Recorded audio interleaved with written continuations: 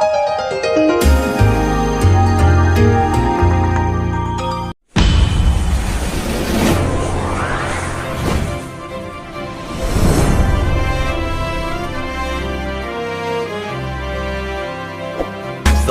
now and press the bell icon. Never miss an update. Hello friends, मैं हूं खालिद खान। कई लोगों के मुझे फ़ोन आ रहे हैं कि आपने कहा था कि बच्चों से साथ में, फैमिली के साथ में हम अच्छे अपने ताल्लुकात जो है डेवलप करें घर में, लेकिन बच्चों को आजकल संभाल पाना बड़ा मुश्किल हो रहा है क्योंकि लॉकडाउन का टाइम है और सभी लोग घर में पूरे दिन रुकना, एक साथ संभालना बहुत मुश्किल हो रहा है। बच्चों का भी शेड्यूल काफ़ी अपसेट हो गया है और जब देखो जब बच्चों के ऊपर डांट पड़ती रहती है। उनके ऊपर या तो मम्मी डांट रही हैं या पापा डांट रहे हैं या घर के कोई दूसरे मेंबर्स हैं वो उनको डांट रहे हैं। ऐसी सूरत में क्या किया जाए कि बच्चों को गुस्से के बगैर अपने करीब किया जाए और उनमें कुछ positive skills, positive feeling, positive spirit उनके अंदर डेवलप की जा सके। आज मैं आपको कुछ टिप्स ऐसे देने जा रहा हूँ पेरेंटिंग के ताल्लुक से, जो ख़ास तरीके से मम्मी पापा हैं वो बहुत ध्यान से सुने कि इससे आपको बहुत ज़्यादा फ़ायदा होगा। ना सिर्फ ये कि you can have a very strong relationship with your children, बल्कि आप उनको बहुत ही पॉजिटिव तरीके से बहुत अच्छे डायरेक्शन में लेके जा सकते हैं। पहली चीज़ तो ये कि अक्सर ये देखा गया है कि बच्चे सुबह में उठते नहीं हैं और जब देखो जब मम्मी या पापा सब उठाते हैं उनको तो बहुत चीखम चिल्ली होती है, बहुत मुश्किल से उनको चीख करके और डरा धमका करके उठाया जाता है और कुछ ना कुछ नाज़िबा कलमात से भी उनको नवाज दिया जाता है कि तुम तो आजकल ये हो गए है, तुम्हें तो बिल्कुल ज़िंदगी कुछ पड़ा ही नहीं है, वगैरह वगैरह। तो इसमें मैं आपको ये बताऊं कि बच्चों को जो सबसे पहली चीज़ ज़रूरत होती है सुबह में वो होती है एक काइंड ऑफ प्रोटेक्शन की। लेकिन जब आप उस पर चीखना शुरू करते हैं तो उसके अंदर से वो प्रोटेक्शन की जगह इनसिक्योरिटी जो है वो उसके अंदर घर कर जाती है, जो कि उसके लिए बहुत ही साइकोलॉजिकली उसको बहुत डैमेज करती है। नतीजा ये होता है कि 5-10 मिनट के बाद में भी बच्चा जो है ज़िद्दी बन जाता है और बड़ी मुश्किल से उठता है और फिर उठ करके काफ़ी मूड भी ख़राब करता है, नाश्ता भी सही से नहीं करता और उल्टे सीधे काम घर में शुरू हो जाते हैं और वहीं से मामला बिगड़ जाता है। यहाँ पे पेरेंट्स को, मम्मी या पापा को, अगर बच्चा नहीं उठ रहा है या अपने टाइम की जो उसका उठने का टाइम आपने बनाया हुआ है उसमें अगर उठने का टाइम हो गया है तो वहाँ पे आप बच्चे के पास जाइए, प्यार से उसके सर पे हाथ फेरिए और हो सके तो 2-3 मिनट, 4 मिनट के लिए उसके पास लेट जाइए और फिर उसके सर पे हाथ फेरिए, उसकी कमर पे हाथ फेरिए और उसको कॉन्फिडेंस में लीजिए और जब वो थोड़ा थोड़ा सा जाग जाए तो उसके बाद में उसको बोलिए 3-4 मिनट के बाद में कि बेटे आपके उठने का टाइम हो गया है और आप उठ जाइए। और आपको ये जानकर बहुत हैरत होगी कि जब आप इस तरीके से बहुत ही प्रोटेक्टिव तरीके से, पॉजिटिव तरीके से बच्चों को जब उठाएंगे तो बच्चा बहुत खुशी से उठ जाएगा और फिर आप जैसा कहेंगे वैसा वो तैयार भी हो जाएगा इंशाल्लाह। तो कहने का मतलब क्या है कि बच्चे को जो साइकोलॉजिकल उसकी ज़रूरत है एक प्रोटेक्शन की, एक मोहब्बत की, वो उसको सुबह ही सुबह आपसे मिल जाएगी। दूसरी चीज़ मैं आपसे ये कहना चाहूँगा कि सुबह में उठाने के बाद में जो आपका रेगुलर टाइम टेबल बना हुआ है उसके हिसाब से आप काम करें और फिर जब आप लंच के लिए बैठें तो कोशिश करके घर के तमाम मेंबर्स एक साथ घर में खाना खाने के लिए बैठें और वो टाइम ऐसा होना चाहिए कि वहाँ पे आप अपनी दिन कैसे आपने आधा दिन गुजारा उसकी शेयरिंग जो है आप बच्चों से करें, बच्चों के साथ करें, सब एक दूसरे से करें।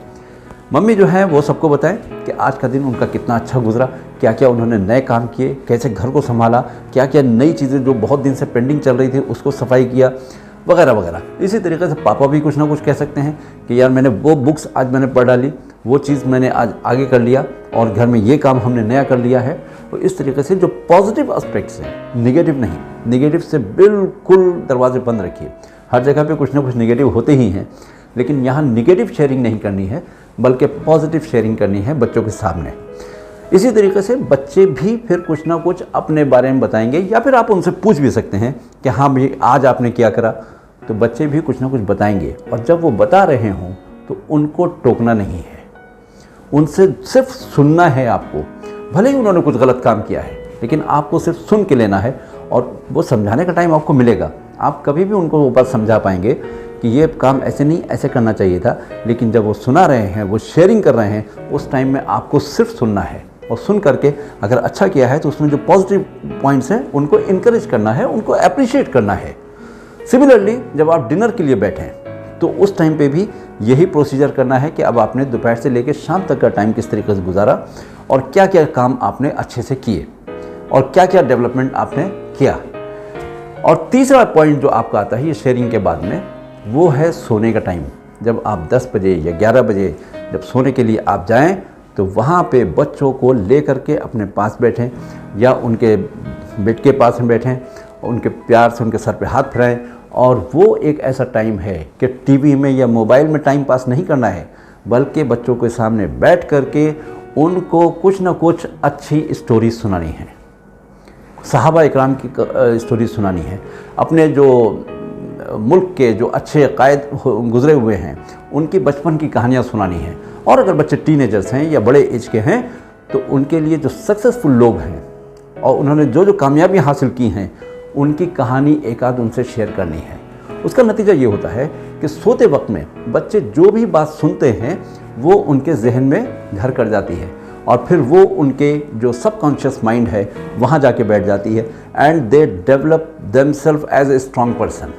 और आने वाले दिनों में वो कुछ ना कुछ बड़ा करने की ठान लेते हैं। तो ये एक ऐसी चीज़ है कि पेरेंट्स को शाम को कुछ ना कुछ सक्सेसफुल लोगों की कहानियाँ, अच्छी पॉजिटिव कहानियाँ, रिलीजियस कहानियाँ वो बच्चों को सुनानी है ताकि उनका जहन उस तरफ डाइवर्ट हो जाए। और ये भी देखते जाएं कि जो भी चीज़ उसके अंदर जो मॉरल ऑफ द स्टोरी है वो बच्चों के दिल में जो है घर कर जाए। और फिर ये आप इंश्योर करें कि जो भी चीज़ उस कहानी से वो सीखें उसके ऊपर अमल करें। Because knowing is knowing and doing is doing and there is a great difference between knowing and doing. कहानी को सिर्फ कहानी की तरह से सुनकर छोड़ना नहीं है, बल्कि उसका कुछ लेसन लेकर के उसको अपनी ज़िंदगी में अमली जामा पहनाना है ताकि वो आगे की ज़िंदगी में अपनी पर्सनालिटी को वैसा ही बना सकें और कामयाब हो सकें। तो ये कुछ 3-4 चीज़ें ऐसी थीं कि जो मैं चाहता था कि आप लोगों से शेयर करूं। आप भी बच्चों के सामने शेयर करें और उनको इस तरीके से करें। ये 3 स्टेप फार्मूला है, अगर आप इस पर अमल करेंगे तो आप देखेंगे कि कुछ ही दिनों में बच्चे आपके करीब हो जाएंगे और बग़ैर गुस्से के, बग़ैर गुस्सा किए आप उनसे अपना कहा मनवा सकेंगे। तो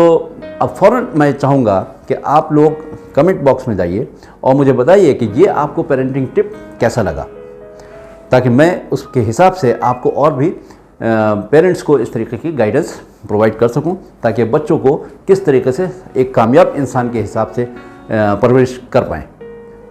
आई am very thankful to you for your feedback and comments in the comment box. Thank you very much.